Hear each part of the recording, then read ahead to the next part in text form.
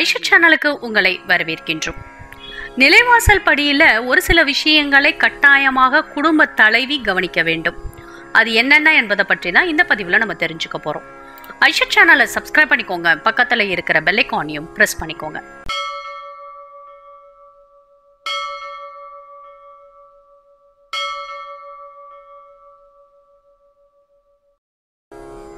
Aisha channel அன்பர்களுக்கு அன்பான வணக்கங்கள். ஒரு மனிதனுக்கு உடல்ல இருக்கக்கூடிய முகம் எப்படி பிரதானமானதோ அதை போலதான் ஒரு வீட்டுடைய பிரதானமாக தலைவாசலானது, நிலைவாசலானது முக்கியத்துவம் வாய்ந்ததாக பார்க்கப்படுகின்றது.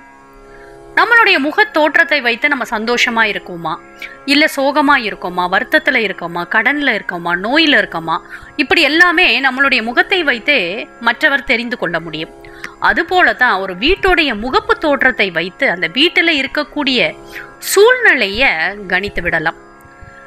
இன்றைக்கு பல பெண்கள் செய்யக்கூடிய தவறு என்ன அப்படின்னு பாத்தீங்கன்னா, வீட்டு வாசலை சுத்தம் செய்யாமல் இருப்பது. ஏன்னா இன்னைக்கு பலரும் அபார்ட்மெண்ட்ஸ் அப்படின்ற கலாச்சாரத்துல இருக்கும். ஒரு ஆளை நியமித்து அவர்கள் அந்த தலைவாசல்ல இருக்கக்கூடிய பகுதிகளை வாரத்திற்கு ஒரு முறையோ 2 முறையோ சுத்தம் செய்து விட்டு போவார்கள். அதையே அந்த வீட்டு பெண்கள் தாங்கள் செய்தது போல அப்படியே அதை விட்டுறாங்க. அந்த மாதிரி செய்யக்கூடாது. ஒவ்வொரு வீட்டுடைய தலைவாசலும் ரொம்பவே முக்கியமானது. அந்த வீட்டில் இருக்கக்கூடிய பெண்கள் காலை எழுந்ததும் முதல் வேலையாக தலைவாசல் கதவை திறந்து விட்டு அந்த தலைவாசலை சுத்தம் செய்ய வேண்டும். நிலைவாசலை எப்பொழுதுமே சுத்தமாக வைத்துக் கொள்ள வேண்டும். அப்பதான் அது மங்களகரமாக இருக்கும். அப்படின்றது நிலைவாசலுக்கு சாஸ்திர சம்பிரதாயங்களை நம் முன்னோர்கள் வகுத்து வைத்திருக்கின்றார்கள். ஒரு சில பொருட்களை நிலைவாசல்ல வைக்கும் பொழுது லக்ஷ்மி தாயார் வருவார் என்றும், சில பொருட்கள் இருந்தால் வரமாட்டார் என்பதும் ஒரு ஐதீகம். இதுல பல பேர் பண கஷ்டங்களால தவித்துக் கொண்டிருப்பவர்கள் இது போன்ற சின்ன சின்ன பொருட்களை வைத்து மகாலட்சுமி தாயாரை நீங்க வீட்டிற்குள் அழைத்து வந்தீர்கள் என்றால் வீடு செல்வ செழிப்பான மங்களகரமான வீடாக மாறும்.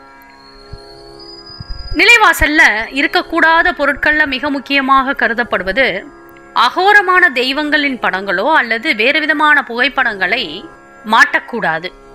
ஒரு வீட்டிற்குள் நுழையும் பொழுது அந்த வீடு மங்களகரமாக இருக்க வேண்டுமே அன்றி மனதை அச்சுறுத்தும் வகையில அந்த புகைப்படமானது இருக்கக்கூடாது. சுவாமி படங்களை வைத்திருக்கலாம், ஆனா அந்த சுவாமி படங்களே ரொம்ப வித்தியாசமா பார்ப்பதற்கு ஒருவருக்கு பயத்தை கொடுக்கக்கூடிய அளவுல அந்த தெய்வங்களுடைய படங்கள் இருக்கக்கூடாது. நிலைவாசல் கதவுல, வீட்டுடைய முகப்புல அல்லது சுவர்ல விரிசல் அல்லது சுவர்களில் அடித்திருக்கக்கூடிய சுண்ணாம்பு உதிர்ந்திருக்காமல் பார்த்து கொள்ள வேண்டும். அப்படி இருந்துச்சுன்னா உடனே அதை சரி செய்து விட வேண்டும். இப்படி இருந்தாலும் வீட்டிற்குள் சுபிக்ஷமானது இருக்காது. அத போலதான் நிலைவாசல் கதவு, நிலைவாசல் முன்ன இருக்கக்கூடிய ஜன்னல், இரும்பு போன்றவற்றில் ஏதேனும் பழுது ஏற்பட்டால் உடனே அதை சரி செய்து விட வேண்டும். அப்போ நிலைவாசலை சுற்றி இருக்கக்கூடிய பகுதிகள், ஏன்னா நிலைவாசலுக்கு பக்கத்துல இப்ப ஜன்னல் வைக்கக்கூடிய வழக்கம் இருக்கு. கதவை திறக்காமலேயே யார் வந்திருக்கிறா அப்படின்னு பார்ப்பதற்குண்டான அந்த சின்ன ஜன்னலுக்கு கூட எந்த விதமான சேதமும் இல்லாமல் நம்ம பார்த்து கொள்ள வேண்டும். ஏன்னா அந்த ஜன்னலும் அந்த நிலைவாசலும் ஒட்டி தான் இருக்கும். அதனால அதுல பெயிண்ட் போயிருந்தாலும் சரி, அல்லது துரு இருந்தாலும் சரி, அல்லது குப்பையாக இருந்தாலும் சரி, உடனே அதை சரி செய்து விடுங்கள். நிலைவாசல்ல காலணிகள், துடைப்பம் போன்றவற்றை வைக்கக்கூடாது. இது எல்லோருக்குமே தெரிந்ததுதான். ஆனா இட பற்றாக்குறை காரணமாக இன்று பலருடைய வீடுகள்ல நுழையும் பொழுதே ஒரு செருப்பு ஸ்டாண்ட் அப்படின்றத முட்டி தான் நம்ம வீட்டிற்குள்ளார போகக்கூடிய சூழல் இருக்கு. அதனால அதை கொஞ்சம் தவிர்த்து விடுங்கள். அதே போல நிலைவாசல்ல எப்பொழுதும் மின் விளக்குகள் பழுதாகாமல் இருக்கும்படி பார்த்து கொள்ளுங்கள். எப்பொழுதுமே ஒரு சிறிய வெளிச்சமானது அந்த நிலைவாசல்ல பட வேண்டும். அப்படியே பழுதாயிடுச்சு அப்படின்னு சொன்னா உடனே அதை மாற்றி விடுங்கள். இல்லைன்னா அதை அப்புறப்படுத்தி விடுங்கள். எரியாத விளக்குகளை நிலைவாசலுக்கு பக்கத்துல வைக்காதீர்கள். பழுதான அல்லது உபயோகமில்லாத, வேலை செய்யாத எந்த ஒரு பொருளையும் நிலைவாசலுக்கு பக்கத்துல வைக்காதீர்கள். அடுத்து மிக முக்கியமாக இன்று பலரும் நிலைவாசலுக்கு பக்கத்துல செடிகளை வளர்க்கக்கூடிய வழக்கம் இருக்கு. ஏதாச்சும் ஒரு செடியை நிலைவாசலுக்கு பக்கத்துல வைத்திருப்பார்கள். அந்த செடியானது வாடி இருந்தாலும் கருகி இருந்தாலும் உடனே அதை அப்புறப்படுத்தி விடுங்கள். ஒரு சில செயற்கையான செடிகளை நிலைவாசலுக்கு பக்கத்தில் வைக்கிறீங்க, அது ரொம்பவே தவறானது. உயிரோட்டமுள்ள நல்ல பச்சை பசேரென்று இருக்கக்கூடிய ஜீவனுள்ள செடிகளை நம்ம நிலைவாசலுக்கு பக்கத்தில் வைப்பது நல்லது. அதை அடிக்கடி நீங்கள் பராமரிச்சுக்கிட்டே வரணும்.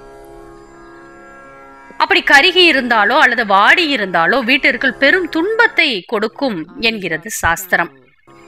அதே போல அந்த நிலைவாசல்ல மஞ்சள் குங்குமம் வைத்து மாலை வேளையில விளக்கு அல்லது மின் விளக்கை போட்டு வைக்க வேண்டும். நிலைவாசலையும் வீட்டில் முகப்பையும் இந்த முறையில நம்ம பராமரித்து வந்தால் நிச்சயமாக மகாலட்சுமி தாயார் நித்தமும் நம் வீட்டில் தங்கி நமக்கு அருள் புரிவார் என்பதில் எந்த விதமான சந்தேகமுமே கிடையாது. அதனால செவ்வாய் மற்றும் வெள்ளிக்கிழமைகள்ல வீட்டு வாசலை ஒரு சுத்தமான துணியினால துடைத்தெடுங்கள். ஒட்டடை இல்லாமல் அந்த கதவுக்கு பின்னால பல வீடுகளில் ஒட்டடையானது பிடிச்சிருக்கும், அதை சுத்தம் செய்ய நேரம் இல்லாமல் ஓடிக்கொண்டிருப்போம். இது போன்ற சின்ன சின்ன விஷயங்களை நிலைவாசலுக்கு நம் கவனம் செலுத்தினோமே என்றால் எந்த விதமான கஷ்டமுமே இருக்காது. அதனால நம்ம பணத்தை தேடி ஓட வேண்டிய நிலைமையும் இருக்காது. அதனால நிலைவாசலை கோவிலாக பாவித்து நீங்கள் அதை பராமரியுங்கள். நிச்சயமாக வாழ்க்கையில மாற்றம் தெரியும். மேலும் இது போன்ற தகவல் அறிய ஐஷா சேனலை சப்ஸ்கிரைப் பண்ணுங்க, ஷேர் பண்ணுங்க, உங்களுடைய கருத்துக்களை எங்களுக்கு பதிவு பண்ணுங்க. நன்றி, வணக்கம்.